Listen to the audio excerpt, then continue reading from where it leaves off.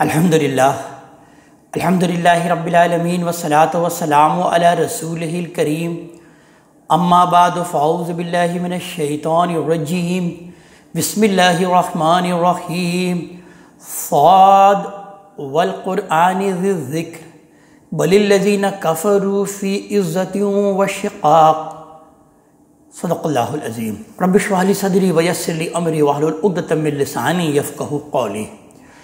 اللہ تبارک تعالیٰ کے بابرکت نام سے آج ہم قرآن حکیم کی 38ویں صورت سورہ صاد کے متعلق آغاز کر رہے ہیں۔ سورہ صاد کے بارے میں جیسا کہ عرض کیا جا چکا ہے کہ یہ اپنی سابقہ صورت سورہ صافات کا جوڑا ہے، لہٰذا دونوں کا موضوع ایک ہی ہے کہ منکرین توحید کو تہدید اور وعید۔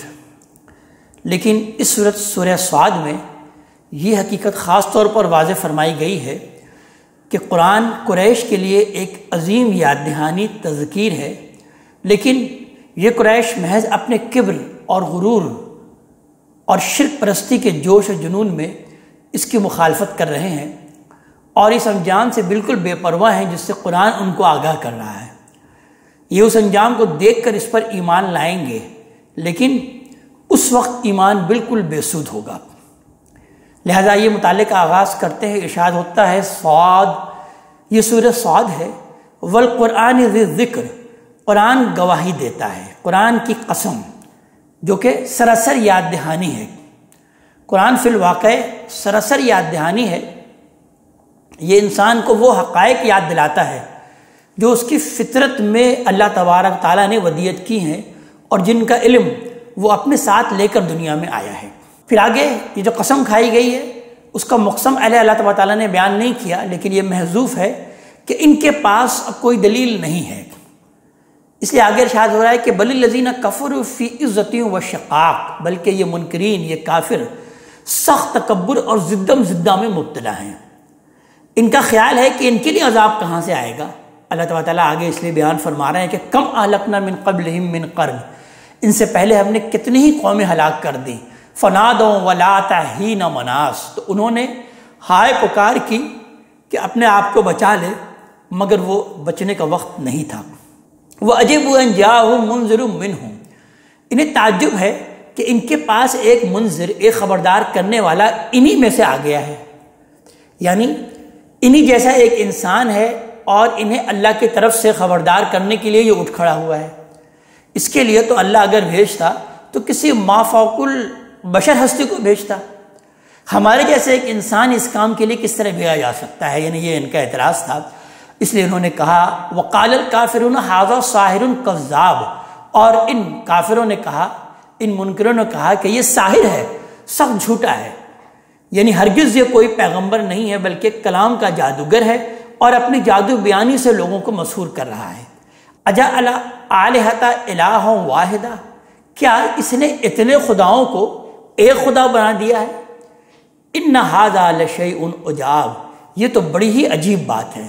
وانطلق الملأ منہم، ان کے سردار اٹھ کھڑے ہوئے اس کے بعد، بڑے بڑے سردار، ان امشوا واصبروا علی آلہتکم، کہ چلو اور اپنے معبودوں پر جمے رہو، ان ھذا لشیء یراد، بے شک یہی چیز اصل میں اس وقت مطلوب ہے کہ اپنے معبودوں کی حفاظت کرو۔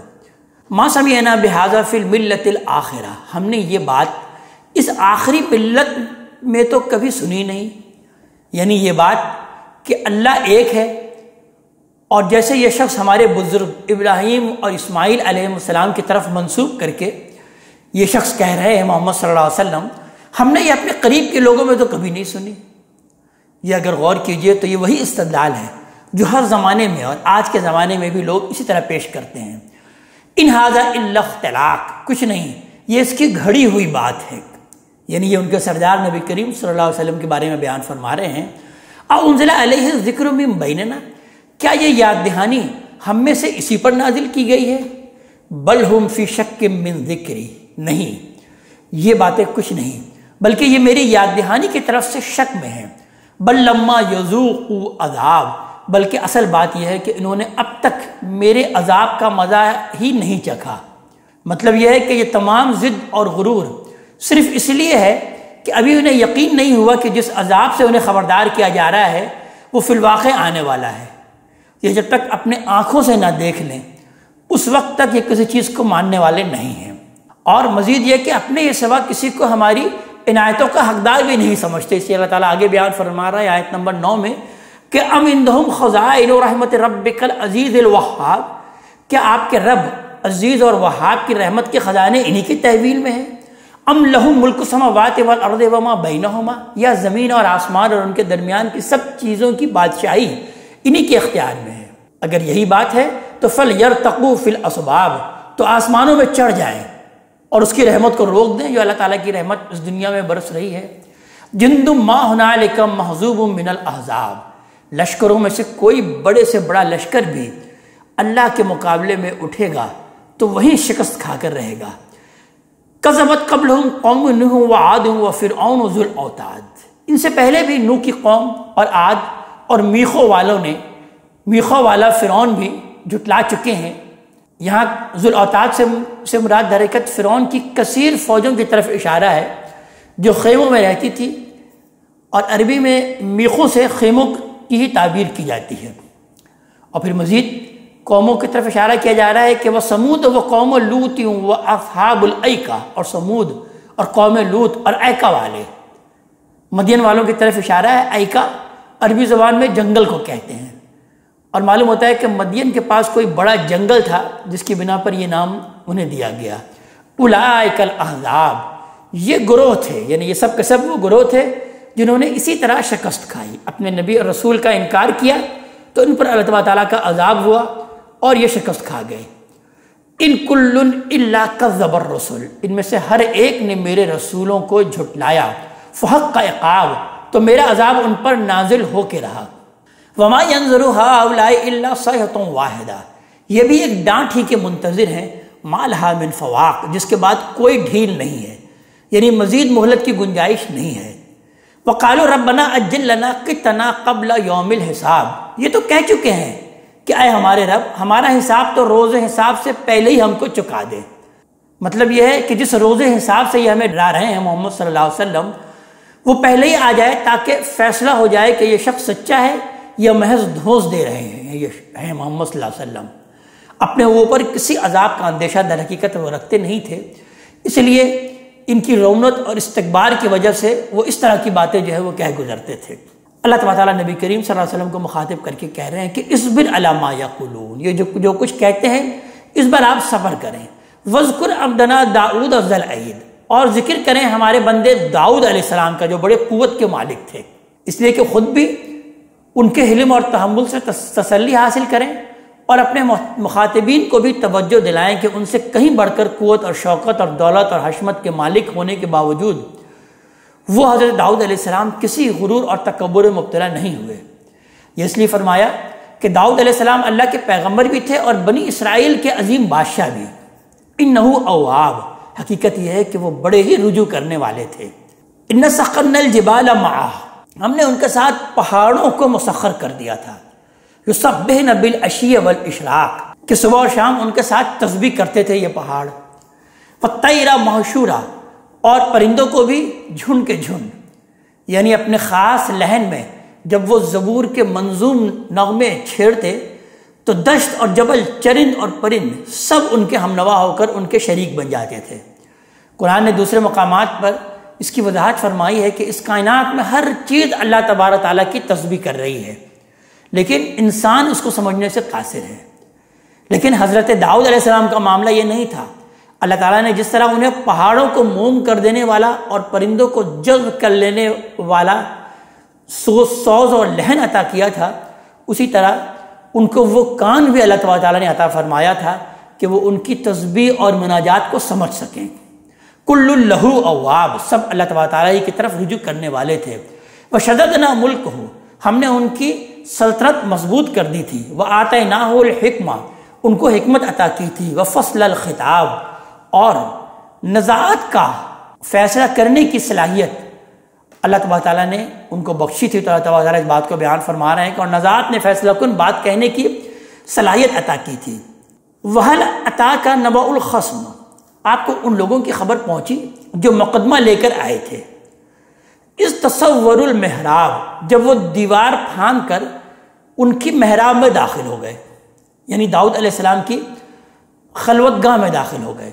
اس دخلوا علی داؤد، اس وقت جب وہ داؤد علیہ السلام کے پاس پہنچ گئے، ففزع منہم، تو وہ ان سے ڈر گئے تھوڑی دیر کے لیے. قالوا لا تخف، تو انہوں نے کہا فوراً کہ آپ ہرگز نہ ڈریں. خصمان بغا بعضنا علی بعض، ہم دو فریق معاملہ ہیں، ایک نے دوسرے پر زیادتی کی ہے. فاحکم بیننا بالحق، تو آپ ہمارے درمیان انصاف کے ساتھ فیصلہ کر دیجئے. ولا تشتت، اور کوئی بے انصافی نہ کیجئے. وہدنا الی سواء الصراط، اور ہمیں سیدھی راہ بتائیے. اب آگے جو مقدمہ پیش کیا گیا ہے اس سے واضح ہے کہ یہ کوئی حقیقی فریق مقدمہ نہیں تھے، بلکہ یہ ایسے لوگ تھے جو تمثیل کے اسلوب میں خود حضرت داؤد علیہ السلام کو ان کی کسی غلطی پر متنبع کرنے کے لیے اس طریقے سے ان کے محل میں داخل ہوئے تھے. یہ ان کے کوئی خیر خواہ بھی ہو سکتے ہیں اور اللہ کے فرشتے بھی ہو سکتے ہیں جو انسانی صورت میں آئے اور انہیں توجہ دلا کر چلے گئے. بائبل سے تو پہلی بات کی تائید ہوتی ہے کہ وہ ان کے کوئی خیر خواہ تھے، لیکن غور کیجیے تو دوسری بات زیادہ قرین قیاس معلوم ہوتی ہے، اس لیے کہ رعایا کے کسی فرد یا افراد کا اس طرح دیوار پھاند کر ایک بادشاہ وقت کی خلوت گاہ میں جا پہنچنا آسانی کے ساتھ جو ہے سمجھ میں یہ آنے والی بات نہیں ہے. تاہم اس سے یہ اندازہ ضرور ہوتا ہے کہ داؤد علیہ السلام کیسے خدا ترس اور متحمل مزاج بادشاہ تھے کہ ان کی اس حرکت پر کچھ بھی مائنڈ نہیں کیا انہوں نے، بلکہ اپنی عدل پروری کے باعث فوراً ان کا مقدمہ سننے کے لیے تیار ہو گئے. اب وہ اپنا مقدمہ سنا رہے ہیں وہ دونوں حضرات. ان ھذا اخی، یہ میرا بھائی ہے. لہو 99 نعجہ، اس کے پاس 99 دمبیاں ہیں. ولی نعجۃ واحدہ، اور میرے پاس ایک ہی دمبی ہے. فقال اکفلنیھا، اب یہ کہتا ہے کہ وہ بھی میرے حوالے کر دو. وعظنی فی الخطاب، اور اس نے بحث میں مجھے دبا لیا ہے. یعنی چونکہ دولت مند ہے، 99 دمبیوں کا مالک ہے، اور میں ایک غریب آدمی ہوں. گرد و پیش کے لوگ اسی کی حمایت کر رہے ہیں اس لیے کہ وہ دولت مند ہے، تو اس لیے میں دب کر رہ گیا ہوں اور بحث اور جدال میں اس سے جیتنا میرے لیے ممکن نہیں ہے. قال لقد ظلمك بسؤالك نعجتك الى نعاجه، تو داؤد علیہ السلام نے کہا اس نے تمہاری دمبی کو اپنی دمبیوں میں ملانے کا مطالبہ کر کے یقیناً تم پر ظلم کیا ہے. وَإِنَّ كَثِيرًا مِّنَ الْخُلَطَاءِ لَيَبْغِي بَعْضُهُمْ عَلَى بَعْضٍ، اور واقعہ یہ ہے کہ معاملے کے اکثر شریک اسی طرح ایک دوسرے پر زیادتی کرتے ہیں، یعنی اپنے 99 کو 100 بنانے کی فکر میں اسی طرح ظلم کے مرتکب ہوتے ہیں. إِلَّا الَّذِينَ آمَنُوا وَعَمِلُوا الصَّالِحَاتِ، سوائے ان لوگوں کے جو کہ ایمان لے کر آتے ہیں وہی اس سے بچے ہوئے ہوتے ہیں اور جو عمل صالح کی روش اختیار کرتے ہیں. وَقَلِيلٌ مَّا هُمْ، اور داؤد علیہ السلام نے بیان فرمایا کہ اور ایسے لوگ بہت تھوڑے ہی ہیں. وَظَنَّ داؤد، اس وقت داؤد علیہ السلام کو فوراً گمان ہوا انما فتناہ، کہ یہ تو ہم نے اس کا امتحان کیا ہے. فاستغفر ربہ، لہذا انہوں نے اپنے رب سے معافی چاہی. وخر راکعا واناب، اور اسی وقت اس کے حضور جھک کر سجدے میں گر گئے اور رجوع کیا. یہ آیت سجدہ ہے لہذا یہاں سجدہ کر لینا چاہیے. فغفرنا لہ ذلک، تب اس کی وہ خطا ہم نے معاف کر دی. اللہ تعالیٰ بیان فرما رہے ہیں کہ جو بھی خطا انہوں نے کی تھی پھر اس کے بعد ہم نے وہ خطا ان کو معاف کر دی اس لیے کہ انہوں نے رجوع کر لیا. اب یہ خطا کیا تھی؟ قرآن نے اس کی کوئی وضاحت نہیں کی، لہٰذا ہمیں بھی اس کو جاننے کے درپے نہیں ہونا چاہیے.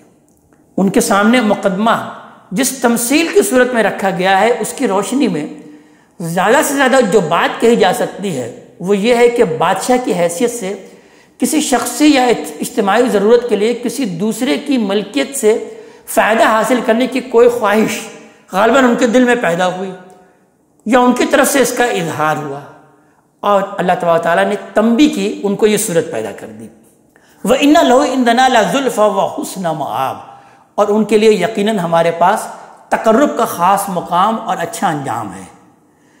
یا داؤد انا جعلناک خلیفۃ فی الارض، اب اللہ تعالیٰ ارشاد فرما رہے ہیں داؤد علیہ السلام کو مخاطب کر کے کہ اے داؤد ہم نے تمہیں زمین میں حاکم بنایا ہے. فاحکم بین الناس بالحق، تو لوگوں کے درمیان اسی طرح انصاف کے ساتھ فیصلے کیا کرو.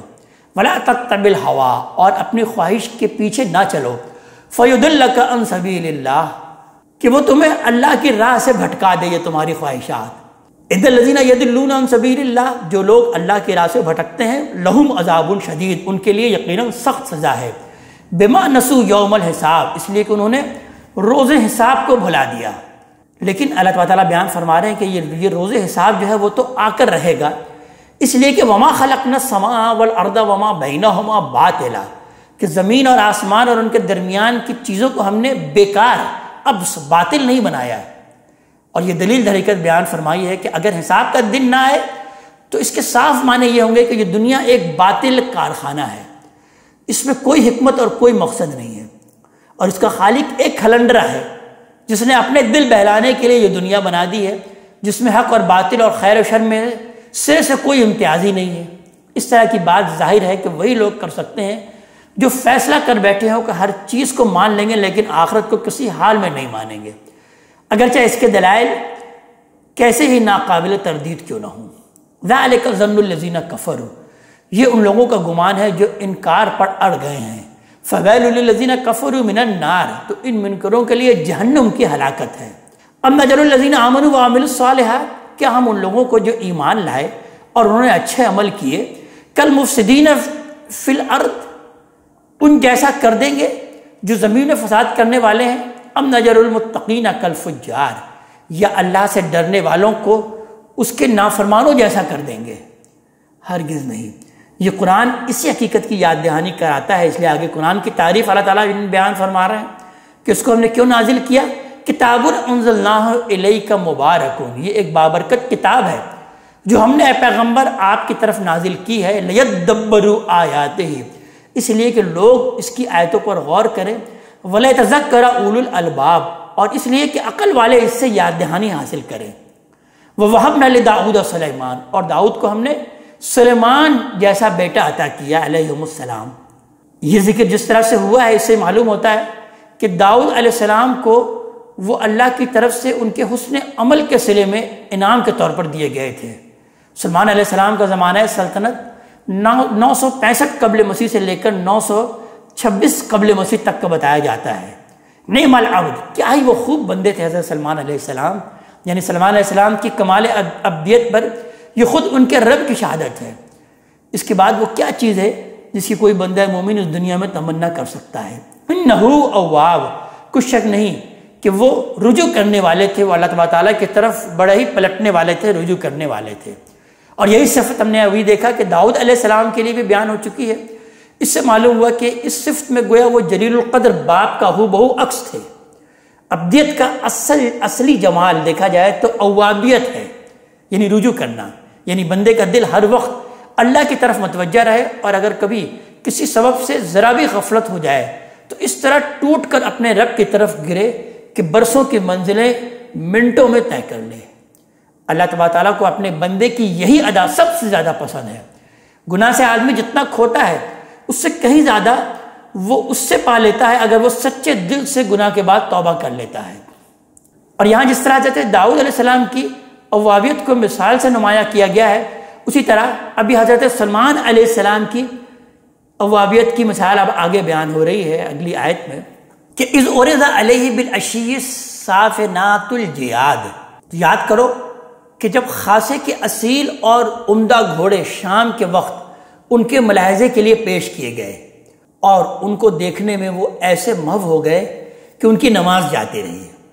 قرآن نے یہ بات تو الفاظ بیان نہیں کی، لیکن آگے کا جملہ اسے واضح کر رہا ہے کہ فقال انی احببت حب الخیر عن ذکر ربی، تو انہوں نے کہا یہ تو اپنے رب کی یاد سے غافل ہو کر میں مال کی محبت میں لگ گیا، حتی توارت بالحجاب، یہاں تک کہ آفتاب پردے میں چھپ گیا۔ یہ بات بھی واضح ہے کہ جس نماز سے غفلت ہوئی یہ عصر کی نماز تھی، اس لیے کہ دن کے آخری حصے میں اور غروب آفتاب سے پہلے یہی نماز ہو سکتی ہے۔ اور یہاں یہ امر بھی ملحوظ رہے کہ انبیاء علیہ السلام کی دین میں نماز کے اوقات ہمیشہ وہی رہے ہیں جن کے مطابق اب ہم نماز ادا کرتے ہیں۔ ردوہا علیہ، ان کو میرے پاس واپس لاؤ، حضرت سلمان علیہ السلام نے کہا ان گھوڑوں کو۔ فتفقا مسحم بالسوق والاعناق، وہ لائے گئے تو غلبہ حال میں وہ ان کی پنڈلیوں اور گردنوں پر تلوار کے ہاتھ چلانے لگے۔ وَلَقَدْ فَتَنَّا سُلَيْمَانَ، اور ہم نے سلیمان کو ایک اور آزمائش میں بھی ڈالا تھا۔ وَأَلْقَيْنَا عَلَى كُرْسِيِّهِ جَسَدًا، اور ان کے تخت پر ایک دھڑ کی طرح ڈال دیا، یعنی ایسا بے بس اور غمزدہ بنا دیا تھا کہ ان کے تخت پر گویا صرف ایک جسم پڑا ہوا رہ گیا جس میں سے روح نکل گئی تھی۔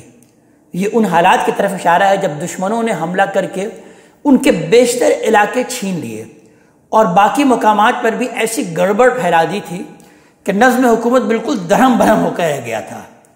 تاریخوں سے معلوم ہوتا ہے کہ سلمان علیہ السلام اس زمانے میں اپنی دارالحکومت میں بالکل محصور اور مجبور ہو کر رہ گئے تھے۔ قرآن نے اس پوری صورتحال کو کمال بلاغت کے ساتھ ایک جملے میں سمیٹ دیا کہ ہم نے سلمان کو ان کے تخت پر ایک دھڑ کی طرح ڈال دیا۔ ثم اناب، پھر انہوں نے رجوع کیا۔ قال رب اغفر لی، اور دعا کی کہ میرے رب مجھے معاف فرما دے۔ وہب لی ملکا لا ينبغی لأحد من بعدی، اور مجھ کو ایسی بادشاہی عطا فرما جو میرے سوا کسی کے لیے زیبا نہیں، یعنی میرے گناہوں کے باوجود ایسی بادشاہی دے جس کی سزاوار نہ میں ہوں اور نہ میرے بعد کوئی اور ہوگا۔ اس دعا میں در حقیقت اصلی زور بادشاہی کی بے مثال عظمت اور شوکت پر نہیں بلکہ بلا استحقاق بادشاہی دے جانے پر ہے کہ مجھے میرے گناہوں کے باوجود بادشاہی دے جبکہ میرے بعد کوئی اور اس کا سزاوار نہیں ٹھہرے گا۔ اس دعا میں اپنی گناہ کا جو شدید احساس ہے وہ حضرت سلمان علیہ السلام کی خشیت اور انابت کی دلیل ہے۔ انک انت الوہاب، مزید انہوں نے بیان فرمایا کہ بے شک تو ہی بڑا بخشنے والا ہے، عطا کرنے والا ہے۔ فسخرنا لہ الریح، تو اللہ تعالیٰ بیان فرما رہے ہیں کہ تو ہم نے ہوا کو ان کی خدمت میں لگا دیا، تجری بامرہ رخاء حیث اصاب، جو اس کے حکم سے جدھر وہ جانا چاہتے تھے سازگار ہو کر چلتی تھی۔ مطلب یہ ہے کہ بادبانی نظام کو وہ ایسی ترقی دینے میں کامیاب ہو گئے کہ اس سے ہواؤں کو اس طرح کنٹرول کیا جا سکتا تھا کہ سخت سے سخت طوفانی ہوائیں بھی سفر کے لیے سازگار ہو جاتی تھیں اور ان کے جہاز جہاں وہ چاہتے بغیر کسی رکاوٹ کے پہنچ جاتے۔ وشیاطین کل بناء وغواص، اور سرکش جنوں کو بھی ان کے لیے مسخر کر دیا، ہر طرح کے ماہر معماروں اور غوطہ خوروں کو جو کام میں لگے رہتے۔ وآخرین مقرنین فی الاسفاد، اور ان کے علاوہ دوسروں کو بھی جو زنجیروں میں بندھے رہتے تھے، یعنی ایک ایسا علم بھی ان کو عطا فرمایا تھا کہ اس سے شریر جنوں کو مسخر کیا جا سکتا تھا، لہذا ان میں سے کچھ کو پکڑ کر کاموں میں لگا دیا جاتا اور کچھ زنجیروں میں قید پڑے رہتے تھے کہ ضرورت کے وقت وہ کام میں لگائے جا سکیں۔ ھذا عطاؤنا، یہ ہماری عطا ہے، یہ ہماری بے حساب بخشش ہے۔ فمنن او امسک بغیر حساب، اب تم بھی احسان کرو یا اس کو روکے رکھو۔ اللہ تعالیٰ حضرت سلمان علیہ السلام کو بیان فرما رہے ہیں کہ یہ اس اختیار کا در حقیقت بیان اللہ تعالیٰ ہے، یہ یہاں پر بیان فرما رہے ہیں کہ جو ہر مالک کو اس کی ملکیت میں حاصل ہوتا ہے۔ مطلب یہ ہے کہ دینا چاہے یا روکنا چاہے یہ سب ان کی ثوابدید پر ہے سلمان علیہ السلام کی، وہ اپنی ملکیت میں اخلاقی حدود کے اندر جس طرح چاہے تصرف کر سکتے تھے۔ آگے شاید ہو رہا ہے کہ ہم نے سلمان سے کہا ہے کہ وَإِنَّ لَهُ عِندَنَا لَزُلْفَىٰ، اور ہمارے پاس آگے بھی یقیناً ان کے لیے تقرب کا خاص مقام ہے، وَحُسْنَ مآب، اور اچھے انجام ہے۔ اب حضرت داؤد اور سلمان علیہ السلام کے ذکر کے بعد حضرت داؤد علیہ السلام کا تذکرہ کیا جا رہا ہے کہ انہوں نے بھی کس طرح سے صبر کا مظاہرہ کیا۔ وَذْكُرْ عَبْدَنَا ایوب، اور ہمارے بندے ایوب کو یاد کرو۔ ایوب علیہ السلام بھی اسرائیلی پیغمبر تھے جو غالباً 9ویں صدی قبل مسیح میں کسی وقت مبعوث ہوئے۔ اذ نادا ربہ، جب انہوں نے اپنے رب سے فریاد کی۔ اس فریاد کا ایک پس منظر ہے، سفر ایوب سے یہ معلوم ہوتا ہے کہ حضرت ایوب علیہ السلام کو بڑی دولت اور حشمت حاصل تھی، لیکن اس کے باوجود وہ نہایت خدا ترس اور عبادت گزار بندے تھے۔ ان کی اس حالت پر شیطان اور اس کے ایجنڈوں کو بڑا احساس ہوا اور انہوں نے ان کے خلاف یہ پروپیگنڈا شروع کر دیا کہ اگر ایوب دن رات اللہ کی عبادت ہی میں لگے رہتے ہیں تو یہ کیا کمال ہوا؟ اللہ نے جب اتنا مال اور اسباب دے رکھا ہے تو عبادت نہ کریں تو اور کیا کریں؟ ہم تو جب جانیں گے جب اللہ یہ ساری چیزیں ان سے چھین لے اور پھر بھی وہ اس کی عبادت گزار رہے ہیں۔ بالآخر اللہ تعالیٰ نے ہر چیز سے ان کو محروم کر دیا، نہ ان کے پاس مال کے قسم کی کوئی چیز باقی رہ گئی اور نہ اولاد اور خدام وغیرہ باقی رہ گئے، لیکن وہ اس عظیم مصیبت سے مایوس نہیں ہوئے بلکہ اپنے رب کے حضور سجدے میں گر پڑے اور فرمایا کہ میں اپنی ماں کے پیٹ سے ننگا پیدا ہوا تھا اور اب ننگا ہی اپنے رب کے پاس جاؤں گا۔ سفر ایوب میں ہے کہ اس کے بعد اللہ تعالیٰ نے شیطان سے کہا کہ تو نے میرے بندے کو دیکھ لیا کہ سب کچھ چھن جانے کے باوجود بھی وہ میرا ہی ہے۔ اس پر شیطان نے کہا کہ یہ مال اور اولاد کا معاملہ تھا، اس وجہ سے وہ صبر کر گئے، میں تو جب جانوں جب تو اس کو شدید قسم کے جسمانی آرزوؤں میں مبتلا کرے اور پھر بھی وہ تیرے عبادت گزار رہے۔ لہٰذا اس کے بعد وہ ایسے شدید قسم کے جسمانی آزار میں مبتلا ہوئے کہ سفر ایوب میں اس کی تفسیر پڑھیے تو دل کانپ جاتا ہے، لیکن اس کے بعد ان کی انابت اللہ کی طرف اور بڑھ گئی اور اس آزمائش میں بھی انہوں نے شیطان کو شکست دے دی۔ انی مسنی الشیطان بنصب و عذاب، کہ شیطان نے مجھے سخت دکھ اور آزار میں مبتلا کر رکھا ہے۔ اپنے دکھ اور آزار کو ایوب علیہ السلام نے شیطان کی طرف منسوب کیا۔ یہ اصل میں سبب کے پہلو سے ہے، اس لیے کہ بندے کو جو آزمائشیں پیش آتی ہیں وہ پیش تو اللہ تعالیٰ ہی کے حکم سے آتی ہیں، اس میں تو کوئی شک نہیں، لیکن ان کے پیش آنے میں ایک اہم عامل شیطان بھی ہوا کرتا ہے۔ اس وجہ سے مشیت اور قدرت کے پہلو سے تو وہ خدا کی طرف منسوب ہوتی ہیں اور سبب کے پہلو سے شیطان کی طرف۔ اسی پہلو سے حضرت ایوب علیہ السلام نے اپنے دکھ اور آزار کو شیطان کی طرف منسوب کیا۔ ورکض برجلک، ہم نے ہدایت کی کہ اپنے پاؤں زمین پر مارو، یعنی جب انہوں نے شیطان کو شکست دی تو ہم نے یہ ہدایت فرمائی، ھذا مغتسل بارد و شراب، اس نے مارا تو ایک چشمہ نکل آیا، فرمایا یہ تمہارے نہانے اور پینے کے لیے ٹھنڈا پانی ہے، اس سے شفا ہو جائے گی۔ پھر وَوَهَبْنَا لَهُ أَهْلَهُ، اور ان کے اہل عیال بھی ہم نے انہیں دوبارہ عطا فرمائے، وَمِثْلَهُمْ مَعَهُمْ، اور ان کے ساتھ اتنے ہی اور بھی۔ سفر ایوب میں اس کی تفصیل ہے، لہذا اس کے چیپٹر 42 کی ورس نمبر 10 to 16 میں لکھا ہے کہ خداوند نے ایوب کو جتنا اس کے پاس پہلے تھا اس کا 2 چند دیا، تب اس کے سب بھائی اور سب بہنیں اور اس کے سب اگلے جان پہچان اس کے پاس آئے اور اس کے گھر میں اس کے ساتھ کھانا کھایا۔ یوں خداوند نے ایوب کے آخری ایام میں ابتدا کی نسبت زیادہ برکت بخشی اور اس کے پاس 14,000 بھیڑ بکریاں اور 6,000 اونٹ اور 1,000 جوڑی بیل اور 1,000 گدھیاں ہو گئیں۔ اس کے 7 بیٹے اور 3 بیٹیاں بھی ہوئیں، اور اس کے بعد ایوب 140 برس جیتا رہا اور اپنے بیٹے اور پوتے 4تھی پشت تک دیکھے۔ آگے اللہ تعالیٰ بیان فرما رہے ہیں کہ رحمتم منا و ذکرا لأولی الالباب، اس لیے کہ اس پر اپنی طرف سے رحمت فرمائیں، یعنی یہ کیوں عطا کیا کہ اس لیے کہ اس کو اپنی طرف سے اللہ تعالیٰ رحمت عطا فرمائیں، اور اس لیے کہ عقل والوں کو یاد دہانی ہو، یعنی اس بات کی یاد دہانی کہ اللہ تعالیٰ بعض اوقات اپنے بندوں کی وفاداری کو ثابت کرنے کے لیے انہیں سخت ترین آزمائشوں میں مبتلا کر دیتا ہے، تاہم یہ آزمائش ایک حد سے تجاوز نہیں کرتی، اور جو چیز ان سے نجات کا باعث بنتی ہے وہ اللہ تعالیٰ کی طرف سے توجہ اور انابت ہی ہے۔ آگے آیت نمبر 44 میں اللہ تعالیٰ ارشاد فرماتے ہیں کہ وَخُذْ بِيَدِكَ ضِغْصًا، اور فرمایا کہ اپنے ہاتھ میں سینکوں کا ایک مٹھا لے لو، فَاضْرِب بِهِ، اور اس سے اپنے آپ کو مارو، وَلَا تَحْنَثْ، اور اپنے کو سزا دینے کے لیے جو قسم تم نے کھا لی تھی اس میں حانث نہ ہو، یعنی قسم نہ توڑو۔ اس کی وجہ غالباً یہ ہوئی کہ ابتلا یا آزمائش کے زمانے میں کوئی ایسی بات ان کے منہ سے نکل گئی جو صبر اور انابت اللہ کے منافی تھی، اس پر انہوں نے قسم کھا لی کہ وہ اپنے آپ کو سزا دیں گے اور اس کے لیے اتنے کوڑے ماریں گے۔ انا وجدناہ صابرا، اللہ تعالیٰ بیان فرما رہے ہیں حقیقت یہ ہے کہ ہم نے انہیں ہر حال میں صابر پایا۔ نعم العبد، کیا ہی وہ خوب بندے تھے، انہ اواب، کچھ شک نہیں وہ بڑے ہی رجوع کرنے والے تھے۔ یہی صفت ہم نے دیکھا کہ سلمان علیہ السلام کے تذکرے میں بھی نمایاں کی گئی تھی، اس سے اس مقصد کی طرف اصل میں توجہ ہوتی ہے جو ان سرگزشتوں کے سنانے کے پیش نظر ہے۔ آگے اللہ تعالیٰ مزید انبیاء کرام کا تذکرہ فرما رہے ہیں کہ وَذْكُرْ عِبَادَنَا إِبْرَاهِيمَ وَإِسْحَاقَ وَيَعْقُوبَ، اور ہمارے بندوں ابراہیم اور اسحاق اور یعقوب کو یاد کرو علیہم السلام، اولی الایدی والابصار، وہ قوت اور بصیرت والے تھے۔ انا خلصناہم بخالصۃ ذکر الدار، ہم نے ان کو ایک خاص کام اس گھر کی یاد دہانی کے لیے منتخب کیا، یعنی آخرت کے گھر کی۔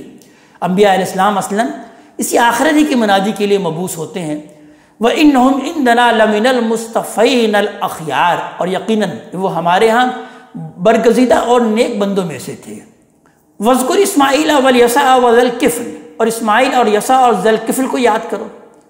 یہاں پر یہ یسع کا تذکرہ ہے، یہ کون تھے؟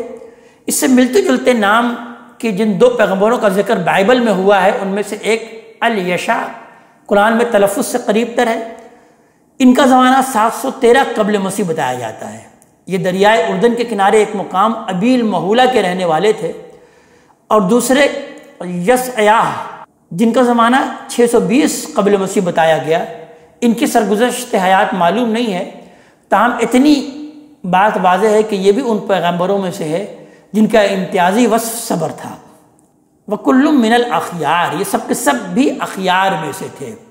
ھذا ذکر، یہ یاد دہانی ہے، اس سے یاد دہانی حاصل کرو۔ وَإِنَّ لِلْمُتَّقِينَ لَحُسْنَ مآب، اور یاد رکھو کہ اللہ سے ڈرنے والوں کے لیے یقیناً بہترین ٹھکانہ ہے۔ جنات عدن، ہمیشہ کے باغ، مفتحۃ لہم الابواب، جن کے دروازے ان کے لیے کھلے ہوئے ہوں گے۔ متکئین فیہا، وہ ان میں تکیے لگائے ہوئے بیٹھے ہوں گے۔ یدعون فیہا فاکہۃ کثیرۃ وشراب، ان میں بہت سے میوے اور مشروبات اپنے خدام سے طلب کر رہے ہوں گے۔ وَإِنَّهُمْ قَاصِرَاتُ الطَّرْفِ اطراب، ان کے پاس شرمیلی ہمسن عورتیں ہوں گی۔ ھذا ما توعدون لیوم الحساب، یہ وہ چیزیں ہیں جس کا حساب کے دن کے لیے تم سے وعدہ کیا جا رہا ہے۔ ان ھذا لرزقنا، بے شک یہ ہمارا رزق ہے، ما لہ من نفاد، جو ختم ہونے والا نہیں ہے۔ ھذا ایک طرف یہ، وَإِنَّ لِلطَّاغِينَ لَشَرَّ مآب، اور دوسری طرف سرکشوں کے لیے جہنم بدترین ٹھکانہ ہے۔ جہنم یصلونہا، جہنم جس میں وہ جا پڑیں گے، فبئس المہاد، تو کیا ہی وہ برا مقام ہے۔ ھذا فلیذوقوہ حمیم وغساق، یہ کھولتا ہوا پانی اور پیپ اب وہ اس کو چکھیں گے۔ وآخر من شکلہ ازواج، اور اسی قسم کی دوسری چیزیں بھی ان کے لیے موجود ہوں گی۔ انہیں بتایا جائے گا کہ یہ تمہارے پیروں کی، تمہارے فالوورز کی بھیڑ چلی آ رہی ہے۔ ھذا فوج مقتحم معکم، یہ بھیڑ بھی تمہارے ساتھ ہی داخل ہونے والی ہے، تو فوراً کہیں گے لا مرحبا بہم، ان پر خدا کی مار، انہ سال النار، یہ تو آگ میں پڑنے والے ہیں۔ قالوا بل انتم لا مرحبا، ان کے فالوورز جواب دیں گے بلکہ تم پر خدا کی مار، یہ جو کچھ ہم دیکھ رہے ہیں، انتم قدمتموہ لنا، تم ہی ہمارے آگے لائے ہو۔ فبئس القرار، تو کیا ہی برا ٹھکانہ ہوگا۔ قالوا ربنا من قدم لنا، اس وقت کہیں گے کہ اے ہمارے رب، یہ جو اس کو ہمارے آگے لائے ہیں، ھذا فزدہ عذابا ضعفا فی النار، ان کو تو اس بھڑکتی آگ میں دگنا عذاب دے۔ وقالوا، اس کے بعد وہ ایک دوسرے سے پوچھیں گے ما لنا لا نرى رجالا، کیا بات ہے ہم ان لوگوں کو یہاں نہیں دیکھ رہے، کننا نعدہ من الاشرار، جن کو ہم بروں میں گنا کرتے تھے۔ اتخذناہم سخریا، کیا اس لیے کہ ہم نے یوں ہی محض شرارت سے ان کو مذاق بنا لیا تھا؟ ام زاغت عنہم الابصار، یا وہ بھی یہاں موجود ہیں اور ان سے ہماری نگاہیں چوک رہی ہیں۔ ان ذالک لحق تخاصم اہل النار، کچھ شک نہیں اہل دوزخ کی یہ توت پکار ایک واقعی بات ہے جو ہو کر رہنی ہے۔ قل انما انا منذر، نبی کریم صلی اللہ علیہ وسلم سے مخاطب کر کے اللہ تعالیٰ بیان فرما رہے ہیں کہ ان سے کہہ دیں کہ میں تو صرف ایک منذر ہوں، ایک خبردار کرنے والا ہوں۔ اپنے معبودوں کے بل پر تم میرے انذار سے بے پرواہ ہو رہے تو سن لو۔ وما من الہ الا اللہ، اللہ کے سوا کوئی معبود نہیں ہے۔ الواحد القہار، وہ اللہ تعالیٰ واحد ہے، یکتا ہے اور سب پر غالب ہے۔ رب السماوات والارض وما بینہما، وہی زمین اور آسمان اور جو کچھ ان کے درمیان ہے سب کا رب ہے۔ العزیز الغفار، زبردست ہے اور بخشنے والا ہے۔ قل هو نبأ عظیم، ان سے کہیے کہ جس سے میں خبردار کر رہا ہوں وہ ایک بڑی خبر ہے۔ انتم عنہ معرضون، اور تم اس سے اعراض کیے جا رہے ہو۔ ما کان لی من علم بالملأ الاعلی، مجھے عالم بالا کی کچھ خبر نہیں تھی۔ اذ یختصمون، جب دوزخ کے لوگ وہاں جھگڑ رہے ہوں گے۔ یہ اصل میں اسی توتکار کا حوالہ ہے جس کا ذکر ابھی ہوا ہے۔ اللہ تعالیٰ پھر آگے بیان فرما رہے ہیں کہ یہ اصل میں وہی کی باتیں ہیں۔ اور یوحا الیہ الا انما انا نذیر مبین، مجھے یہ وحی صرف اس لیے کی جاتی ہے کہ میں اللہ کی طرف سے ایک کھلا خبردار کرنے والا ہوں۔ ان کی انکار کی وجہ بھی وہی ہے اب اللہ تعالیٰ بیان فرما رہے ہیں جو کہ ابلیس کے انکار کی وجہ تھی، لہٰذا قصہ آدم و ابلیس یہاں پر اللہ تبارک تعالیٰ 7ویں اور آخری مرتبہ یہاں بیان فرما رہے ہیں۔ اس سے پہلے 6 مرتبہ یہ قصہ ہم سن چکے ہیں۔ ارشاد ہوتا ہے کہ اذ قال ربک للملائکہ، انہیں وہ قصہ سنائیں جب آپ کے رب نے فرشتوں سے کہا کہ انی خالق بشرا من طین، کہ میں مٹی سے ایک انسان بنانے والا ہوں، فاذا سویتہ، پھر جب میں اس کو درست کر لوں، ونفخت فیہ من روحی، اور اس میں میں اپنی روح میں سے پھونک دوں، فقعوا لہ ساجدین، تو تم اس کے آگے سجدے میں گر جانا۔ فسجد الملائکۃ کلہم اجمعون، لہذا فرشتے سب کے سب اکٹھے سجدے میں گر گئے، الا ابلیس، سوائے ابلیس کے، ابلیس نہیں گرا۔ استکبر وکان من الکافرین، اس نے گھمنڈ کیا اور منکروں میں سے ہو گیا۔ قال یا ابلیس، اللہ تعالیٰ نے فرمایا اے ابلیس، ما منعک ان تسجد، تجھے کیا چیز اس کو سجدے کرنے سے مانے ہوئی، لما خلقت بیدی، جسے میں نے اپنے ہاتھوں سے تخلیق کیا، یعنی اہتمام کے ساتھ اپنے دست قدرت سے بنایا ہے، تخلیق کیا ہے۔ یہ اس لیے اللہ تعالیٰ نے فرمایا کہ اپنی تخلیق کے اعتبار سے انسان فی الواقع اللہ کا ایک شاہکار ہے اور بڑے غیر معمولی اوصاف اور صلاحیتوں کے ساتھ پیدا کیا گیا۔ استکبرت ام کنت من العالین، اللہ تعالیٰ مزید ابلیس سے بیان فرما رہے ہیں کہ یہ تو نے تکبر کیا یا اپنے ظلم میں تو کوئی برتر ہستی ہے۔ قال انا خیر منہ، ابلیس نے جواب دیا کہ میں اس سے کہیں بہتر ہوں، خلقتنی من نار و خلقتہ من طین، تو نے مجھے آگ سے بنایا اور اس کو مٹی سے پیدا کیا۔ قال فاخرج منہا، فرمایا اچھا تو یہاں سے نکل جا، فإنک رجیم، اس لیے کہ تو راندہ درگاہ ہے، وإن علیک لعنتی الی یوم الدین، اور تجھ پر اب جزا کے دن تک میری لعنت ہے۔ قال رب فانظرنی الی یوم یبعثون، اس نے کہا کہ اے رب پھر مجھے اس دن تک مہلت دے جب لوگ اٹھائے جائیں گے۔ قال فإنک من المنظرین، فرمایا جا تجھے مہلت ہے۔ قال فبعزتک، اس نے کہا کہ پھر مجھے بھی تیری عزت کی قسم، لأغوینہم اجمعین، میں ان سب کو گمراہ کر کے رہوں گا، یعنی تیری اس اسکیم کو جہاں تک ممکن ہوا ناکام بنانے کی کوشش کروں گا جس کے تحت تو نے اپنی جنت کے لیے اولاد آدم کو منتخب کرنے کا فیصلہ کیا۔ الا عبادک منہم المخلصین، تیرے ان بندوں کے سوا جنہیں تو نے ان میں سے خاص کر لیا ہو۔ اعلی فالحق، اللہ تبارک تعالیٰ نے فرمایا تو حق یہ ہے، والحق اقول، اور میں حق ہی کہتا ہوں کہ لأملأن جہنم منک وممن تبعک منہم اجمعین، کہ میں تجھ سے اور تیرے ان سب لوگوں سے جہنم کو بھر دوں گا جو ان میں سے تیری پیروی کریں گے۔ قل ما اسألکم علیہ من اجر، اے نبی کریم صلی اللہ علیہ وسلم ان سے کہہ دیجئے، ان سے کہے اپنے مخاطبین سے کہ میں یہ جو قرآن سنا رہا ہوں اس پر تم سے کوئی اجر نہیں مانگتا، وما انا من المتکلفین، اور نہ میں اپنے کو بنا کر پیش کرنے والوں میں سے ہوں۔ ان ہوا الا ذکر للعالمین، یہ تو صرف ایک یاد دہانی ہے جہان والوں کے لیے۔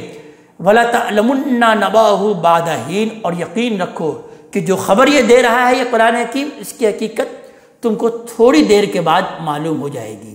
اس آیت پر یہ سورہ مبارکہ اپنے اختتام کو پہنچتی ہے۔ اللہ تبارک تعالیٰ ہمیں اپنے کلام کا فہم عطا فرمائے اور عمل کی توفیق عطا فرمائے۔ اقول قولی ھذا واستغفر اللہ لی ولکم ولسائر المسلمین والمسلمات۔